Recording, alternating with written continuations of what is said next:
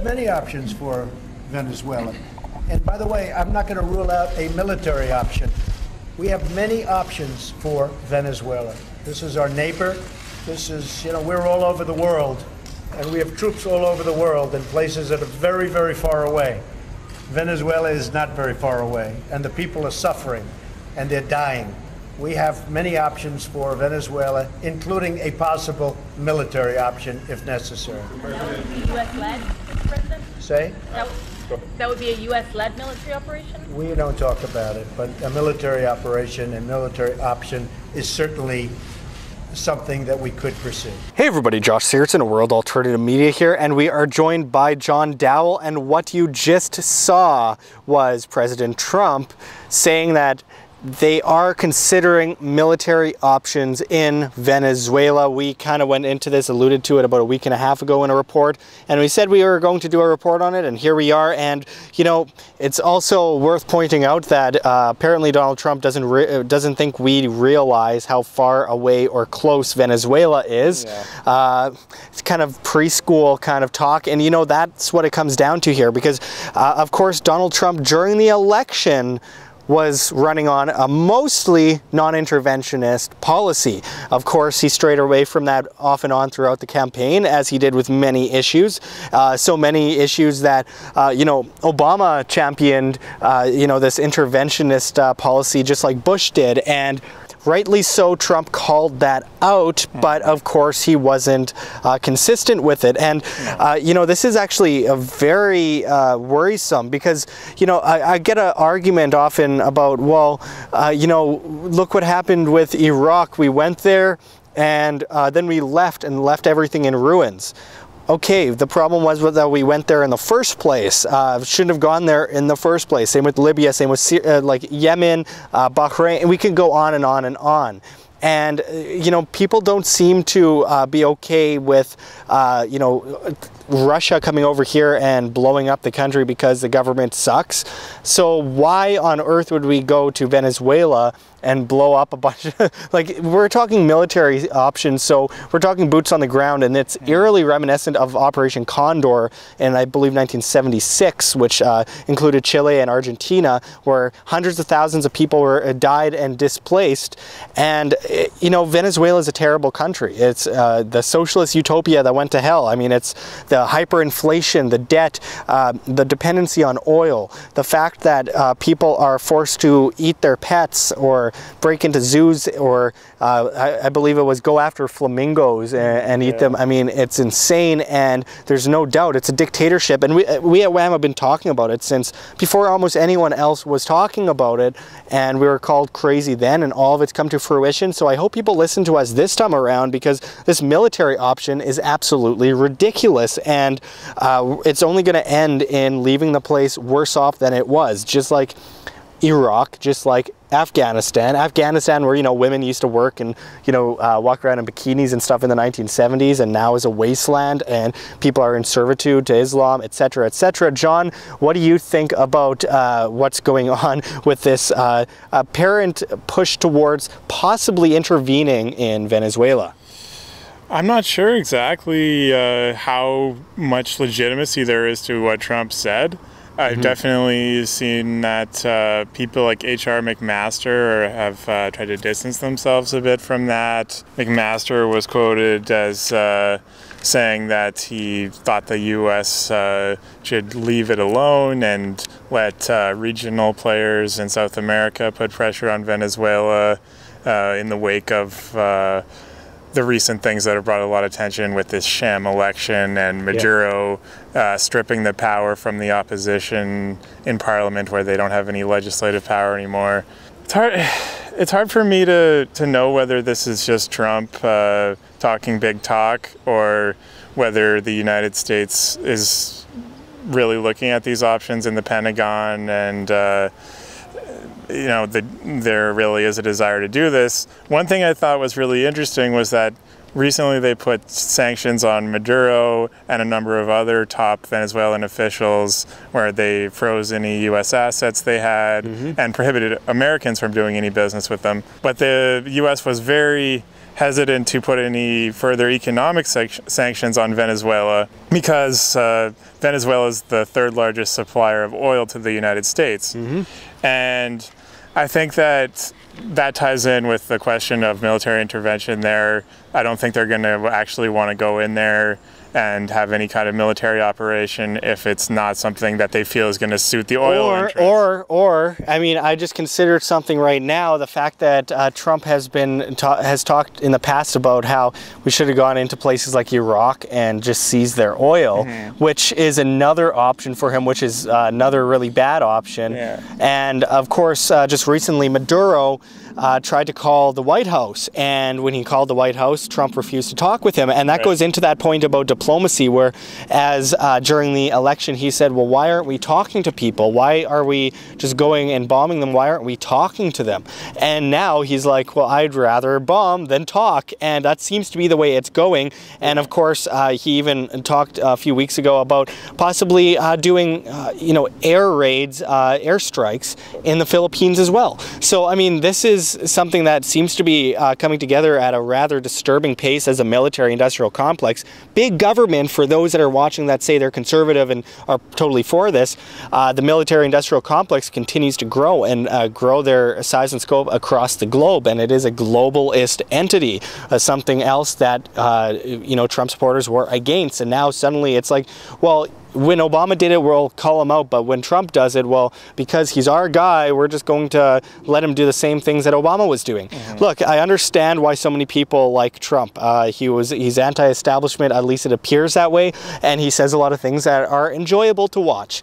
But let's look at the basics. Let's look at what he's doing. Let's look at the actions, and let's look at the fact that he's pushing these agendas forward that are for these global interests rather than what people say are national interests. And when he is talking about just sending in military to a place, look at what happened with other places around the world. I mean, obviously Venezuela is a terrible place, it's a terrible country, it's a socialist hellhole, and I feel terrible for the people there. How better off are they going to be if the United States intervenes? Just look at every single country they've ever intervened in. And some of them were better off, way better off than Venezuela was before the United States intervened. And look at them now. Can you imagine a country like Venezuela? I mean, a lot of people make the point that the United States is behind all of this stuff in Venezuela. And it's one of the few cases where it's not necessarily the case. Because while the U.S. might have been somewhat behind the propping up of people like Chavez in the past and the dictatorship, and yes, it's a dictatorship, they might have elections, but it's a dictatorship because the government officials choose who you get to vote for, and etc. Yeah, I mean, considering their defense minister, General Vladimir Pedrino, is not only the defense minister, but also the food czar in charge of food distribution for everyone in the country. I would say it's a bit of a dictatorship. Absolutely. We have a general deciding who gets the food and how much of it, and you have people out in the streets in huge droves of people out in the streets in big crowds looking through garbage for little scraps of food and eating cats and dogs, as you've said. I mean,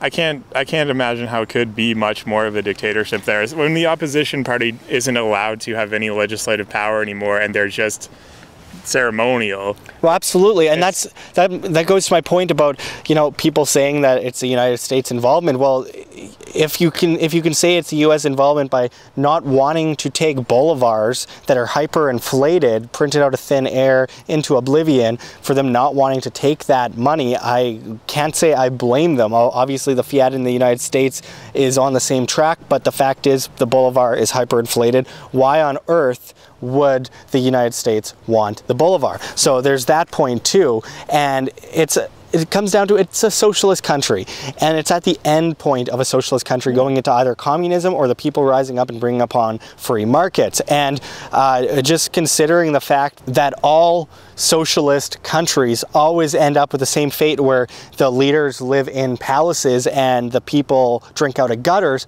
This is nothing abnormal. This is what we've seen countless times before. We saw this not that long ago, actually, in Zimbabwe. We saw that in the Weimar Republic. We've seen that in countless countries across the board. We're seeing a vast ramp up of inflation and hyperinflation in Suriname.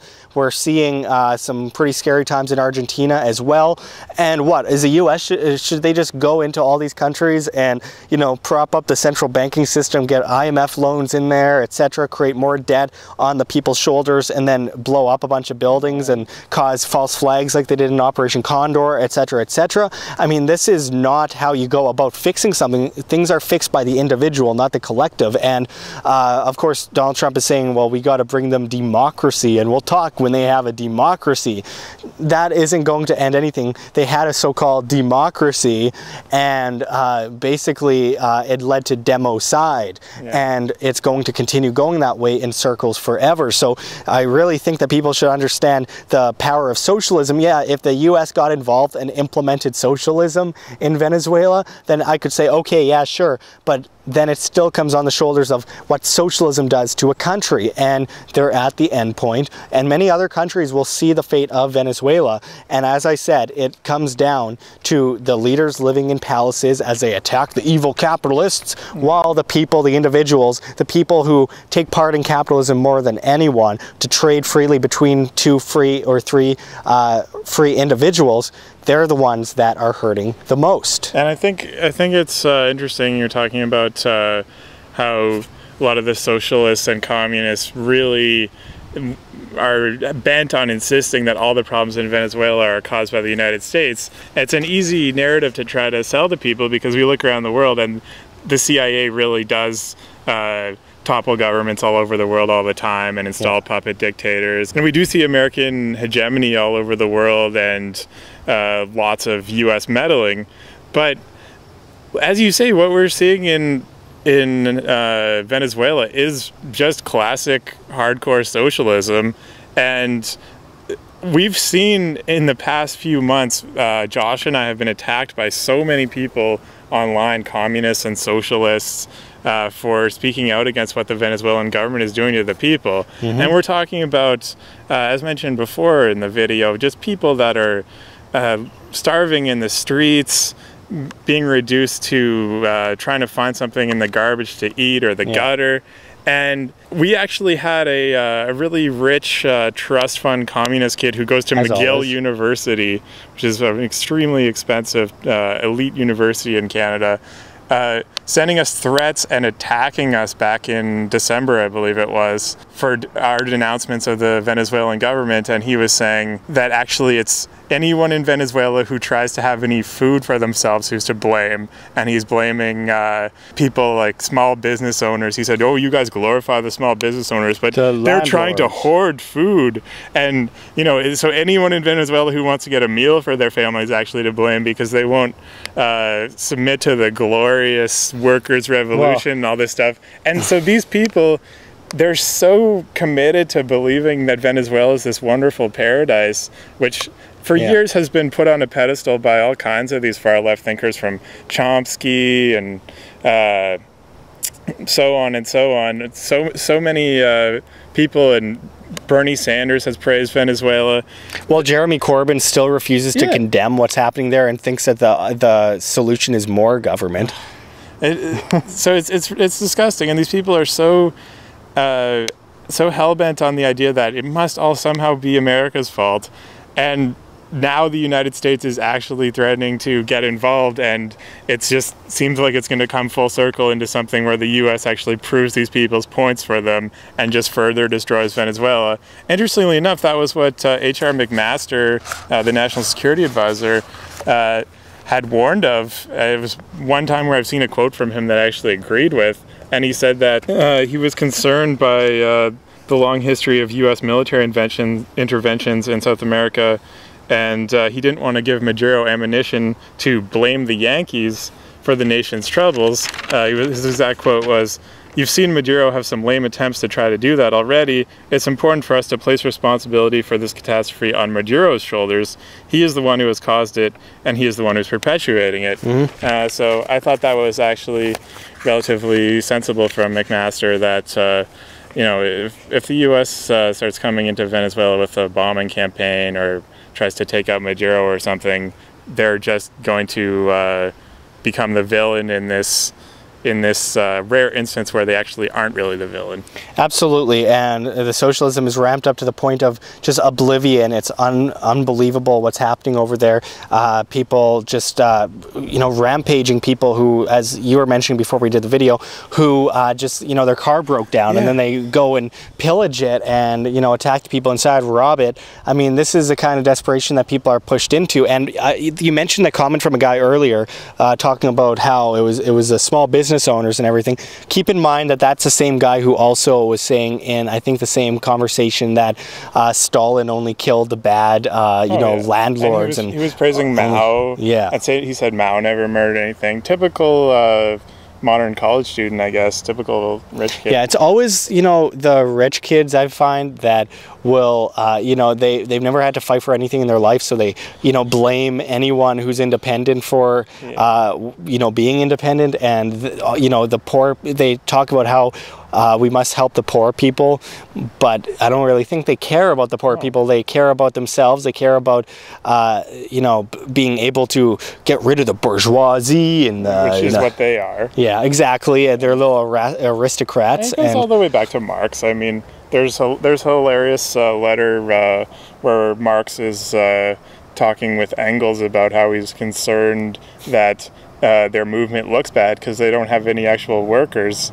supporting it, and they're all upper class intellectuals promoting Marxism at the time. And he's saying, oh, we really need to get some workers on our side because it's starting to look bad that it's just guys like us that sit around all day on our parents' money that are coming up with this philosophy. And it's if only Marx listened to one of his heroes, Hegel, and actually understood the whole idea of what problem, reaction, solution, repeat meant. Or maybe he did, and he just liked to see people enslaved and in chains. And that's a problem, because so many people are tied down by the chains they so revere, and instead of fighting against these things, they believe that a different collective will trump the old collective. And I think that it comes down to the individual, and the solution is always just the individual, and how individuals can come together as voluntary collectives and get rid of these massive ships of state and you know, these huge authoritarian regimes and this enslavement. And there's amazing things going on in Venezuela right now. I know that we've had a bunch of Venezuelans get in touch with us who've seen some of Wham's Venezuela videos, and they're talking about how they're getting really into libertarianism or voluntarism and things like that. And those philosophies are growing a lot in South America in general. We saw recently mass protests in Brazil where people were waving the anarcho-capitalist flag amid all the socialist flags. And I think a lot of people are really figuring out individual rights and how important they are pretty fast in a lot of these South American countries, because they're being forced to by the tyranny all around them. And so, yeah, we'd love to hear your stories if you're from Venezuela and you're struggling with all this. I mean, we get stories all the time from people in Venezuela, stories from people in from the Soviet Union who survived the Soviet Union, while these people could barely eat while they had to suffer living in the Soviet Union. All these college kids come up and say, actually, no one suffered, blah, blah, blah. Just this revisionist history, which, by the way, Stalin was quite good at. So I think that people should let us know if you live there, what's going on. There is that good side. There are people that are going towards voluntarism, and then there's people going towards more communism. And that's the situation in a nutshell of most of these regimes as they fall. Is half of people want to go towards communism, half of people want to go to, or tone it down a bit and free up the markets and free up the individual and go towards voluntarism. And it usually is a battle between two, and one has the hand of the state on their side. So we hope that enough people are educated so that they can you know, apply that information in the places necessary so that you can free yourselves from those chains. So thanks for going into this with us, John, and we'll be back at you with much more. Check the links below, GoFundMe, Patreon. We can't do it without you. Any donation is very much appreciated, especially as we are so vastly demonetized and censored by YouTube, which brought in the Anti-Defamation League to basically call everything that we do and say hate speech. So there's that. Considering they're saying Luke Rudowski's dog show video is hate speech now. Yeah, he did like a fun video of a dog show, and that's considered hate speech and terrorism. So that goes to show what we're up against, folks. So please help us out in any way you can. Also check us out on DTube, which is a new decentralized platform for posting videos. It's just in the beginning phases of it, but we see a lot of potential there. And also I will put up on the screen our Bitcoin address, which will also be below in the description in the comments for you to scan if you please. And of course, I'm on Steemit at Josh Sigurdson, and John's on Steemit at John-Doull, and we'll put that up on the screen for you. And until next time, thanks for talking with us, and this is Josh Sigurdson and John Doull signing out from World Alternative Media. Find the truth, be the change.